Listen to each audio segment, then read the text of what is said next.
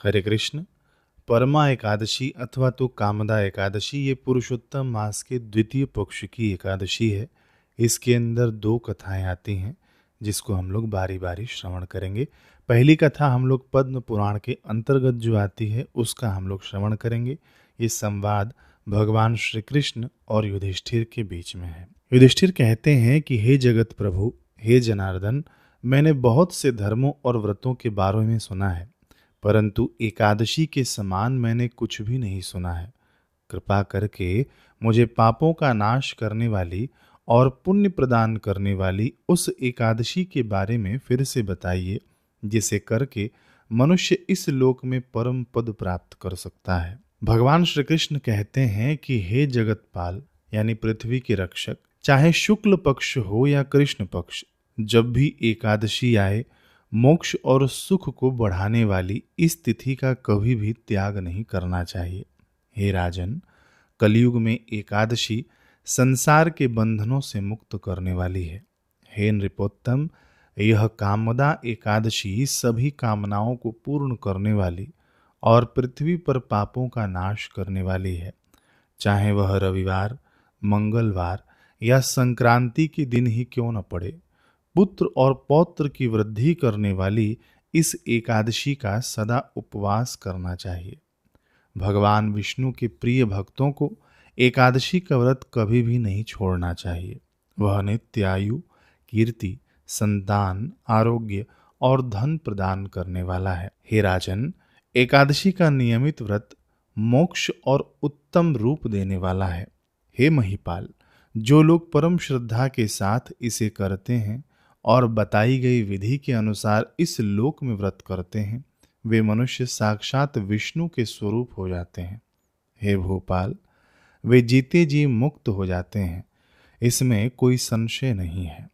युधिष्ठिर ने कहा कि हे कृष्ण, जीवन मुक्त कैसे हो सकते हैं और विष्णु के स्वरूप कैसे हो सकते हैं, जबकि वे सामान्य पाप मुक्त शरीर यानी भौतिक देह में ही दिखाई देते हैं। इस विषय में मुझे बहुत कौतूहल हो रहा है। भगवान कहते हैं कि हे राजन, कलयुग में जो लोग भक्ति पूर्वक एकादशी का उत्तम निर्जल व्रत शास्त्र विहित कर्मों के अनुसार करते हैं, वे विष्णु के स्वरूप कैसे नहीं होंगे और वे जीवन मुक्त कैसे नहीं होंगे, अर्थात वे अवश्य ही जीवन मुक्त और विष्णु स्वरूप होंगे। एकादशी के समान सभी पापों को हरने वाला और कोई पुण्यदायी व्रत नहीं है। हे राजन, मनुष्यों की सभी कामनाओं को पूरा करने वाला इसके समान दूसरा कोई व्रत नहीं। दशमी के दिन केवल एक बार भोजन करके, नंदा यानी एकादशी के दिन निर्जल व्रत रखकर और भद्रा यानी द्वादशी के दिन पारण करने से मनुष्य विष्णु के समान हो जाते हैं। जो भी श्रद्धावान मनुष्य कामदा एकादशी का यह शुभ व्रत करता है, वह इस लोक और परलोक में अपनी मन चाही वस्तु प्राप्त कर लेता है। यह एकादशी अत्यंत पवित्र, पावन करने वाली और महापापों का नाश करने वाली है। हे नृपसत्तम, यह व्रत करने वालों को भोग यानी सुख और मोक्ष दोनों प्रदान करती है। कामदा एकादशी के दिन विधान पूर्वक पुष्प, धूप आदि और विविध प्रकार से नैवेद्यों से भगवान पुरुषोत्तम की पूजा करनी चाहिए। कांसे के बर्तन में भोजन, मांस, मसूर, चना, कोदो, शाक, शहद, दूसरे का अन्न, दोबारा भोजन करना और मैथुन करने वाला वैष्णव को दशमी के दिन इन 10 चीजों का त्याग कर देना चाहिए। जुआ खेलना, खेल कूद, सोना, पान खाना, दातुन करना, दूसरों की निंदा करना, चुगली करना, चोरी, हिंसा, रति यानी विषय वासना, क्रोध और झूठ बोलना, एकादशी के दिन इन सब का पूर्ण रूप से त्याग करना चाहिए। कांसे के बर्तन में भोजन, मांस, मसूर, तेल, झूठ बोलना, व्यायाम, यात्रा करना, दोबारा भोजन करना, मैथुन, बैल की पीठ पर सवारी, दूसरे का अन्न और शाक, इनका द्वादशी के दिन त्याग करना चाहिए। हे राजन, जो लोग इस बताई गई विधि के अनुसार कामदा एकादशी का व्रत करते हैं, रात्रि में जागरण करते हैं और भगवान पुरुषोत्तम की पूजा करते हैं, वे सभी पापों से मुक्त होकर परम गति को प्राप्त होते हैं। हे राजन, इस महात्म्य को पढ़ने और सुनने मात्र से 1000 गोदान का फल प्राप्त होता है। ये थी पद्म पुराण के अंतर्गत इस एकादशी की महिमा। अब हम लोग सुनेंगे जो पुरुषोत्तम मास के अंतर्गत ये एकादशी की महिमा आती है, जो बहुप्रचलित है समाज में, उसकी भी हम लोग व्रत कथा श्रवण कर लेंगे। सुमेधा नामक ब्राह्मण की दरिद्रता से मुक्ति की कथा है ये। अर्जुन ने भगवान से कहा कि हे कमल नयन, अब आप लौंद अर्थात अधिक मास के कृष्ण पक्ष की एकादशी का नाम तथा उसके व्रत का विधान बताने की कृपा करें। इसमें किस देवता का पूजन किया जाता है तथा इसके व्रत से किस फल की प्राप्ति होती है। श्री भगवान ने कहा कि हे अर्जुन, इस एकादशी का नाम परम है।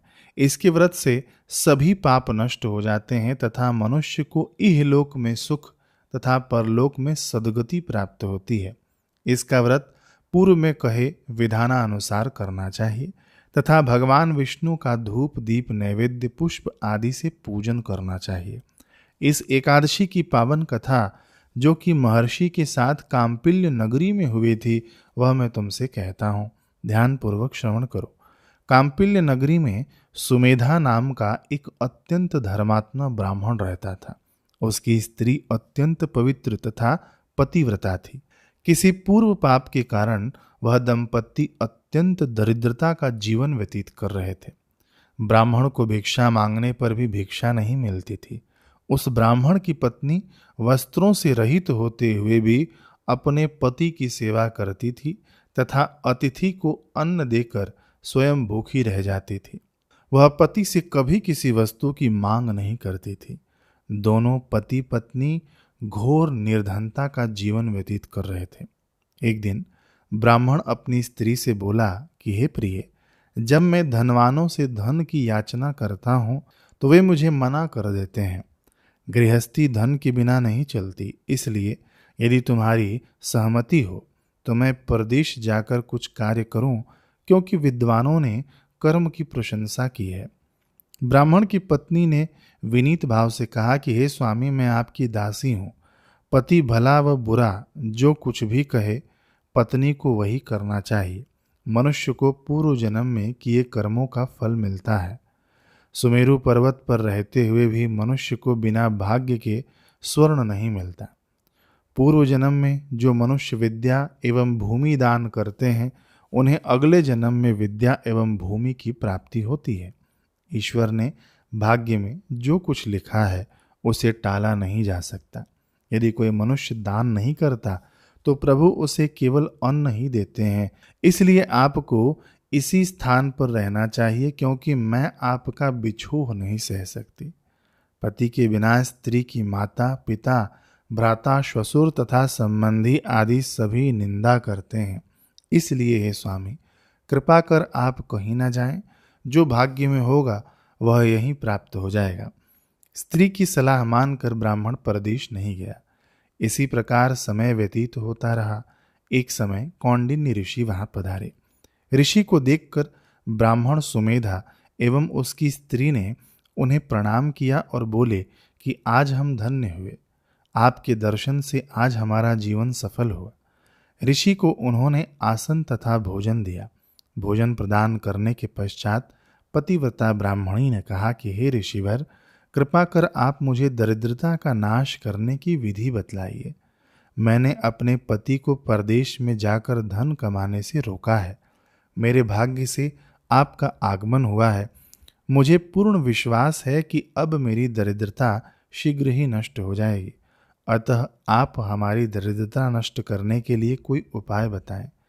ब्राह्मणी की बात सुन कौंडिन्य ऋषि बोले कि हे ब्राह्मणी, मलमास की कृष्ण पक्ष की परम एकादशी के व्रत से सभी पाप दुख एवं दरिद्रता आदि नष्ट हो जाते हैं। जो मनुष्य इस व्रत को करता है वह धनवान हो जाता है। इस व्रत में नृत्य गायन आदि सहित रात्रि जागरण करना चाहिए। भगवान शंकर ने भगवान कुबेर को यही व्रत करने के कारण धनाध्यक्ष बना दिया था। इसी व्रत के प्रभाव से सत्यवादी राजा हरिश्चंद्र को पुत्र, स्त्री एवं राज्य की प्राप्ति हुई थी। तदुपरांत कौंडिन्य ऋषि ने उन्हें एकादशी के व्रत का समस्त विधान कह सुनाया। ऋषि ने कहा कि हे ब्राह्मणी, पंचरात्रि व्रत इससे भी अधिक उत्तम है। परम एकादशी के दिन प्रातःकाल नित्य कर्म से निवृत्त होकर विधान पूर्वक पंचरात्रि व्रत आरंभ करना चाहिए। जो मनुष्य 5 दिन तक निर्जल व्रत करते हैं वे अपने माता पिता एवं स्त्री सहित स्वर्गलोक को जाते हैं। जो मनुष्य 5 दिन तक संध्या को भोजन करते हैं वे स्वर्ग को जाते हैं। जो मनुष्य स्नान करके 5 दिन तक इस व्रत में अश्वदान करते हैं उन्हें तीनों लोकों को दान करने का फल मिलता है। जो मनुष्य उत्तम ब्राह्मण को तिल दान करते हैं वे तिल की संख्या के समान वर्षों तक विष्णु लोक में वास करते हैं। जो मनुष्य घी का पात्र दान करते हैं वे सूर्य लोक को जाते हैं। जो मनुष्य 5 दिन तक ब्रह्मचर्य पूर्वक रहते हैं वे देवांगनाओं सहित स्वर्ग को जाते हैं। हे ब्राह्मणी, तुम अपने पति के साथ इसी व्रत को धारण करो। इससे तुम्हें अवश्य ही सिद्धि तथा अंत में स्वर्ग की प्राप्ति होगी। कौंडिन्य ऋषि के वचनानुसार ब्राह्मण एवं उनकी स्त्री ने परम एकादशी का 5 दिन तक व्रत किया। व्रत पूर्ण होने पर ब्राह्मण की स्त्री ने एक राजकुमार को अपने वहां आते देखा। राजकुमार ने ब्रह्मा जी की प्रेरणा से एक उत्तम घर जो कि समस्त वस्तुओं से परिपूर्ण था उन्हें रहने के लिए प्रदान किया। तदुपरांत राजकुमार ने आजीविका के लिए एक ग्राम दिया।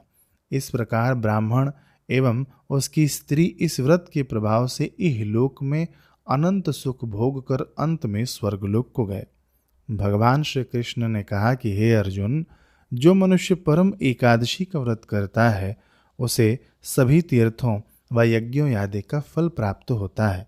जिस प्रकार संसार में 2 पैरों वालों में ब्राह्मण, 4 पैरों वालों में गौ, देवताओं में देवेंद्र श्रेष्ठ हैं, उसी प्रकार मासों में लौंद अर्थात अधिक मास उत्तम है। इस मास में पंचरात्रि अत्यंत पुण्य देने वाली होती है। इस माह में पद्मिनी एवं परम एकादशी भी श्रेष्ठ है। इनके व्रत से सभी पाप नष्ट हो जाते हैं। अतः दरिद्र मनुष्य को एक व्रत अवश्य करना चाहिए। जो मनुष्य अधिक मास में स्नान तथा एकादशी व्रत नहीं करते हैं उन्हें आत्महत्या करने का पाप लगता है। यह मनुष्य योनि महान पुण्यों से प्राप्त होती है। इसलिए मनुष्य को एकादशी का व्रत अवश्य करना चाहिए। हे कुंती पुत्र, जो तुमने पूछा था वह मैंने विस्तार पूर्वक वर्णित कर दिया। अब इन व्रतों को भक्ति पूर्वक करो। जो मनुष्य अधिक मास की परम एकादशी का व्रत करते हैं वे स्वर्गलोक में जाकर देवराज इंद्र के समान सुखों का भोग करते हुए तीनों लोकों में पूजनीय होते हैं। नारायण नारायण नारायण नारायण।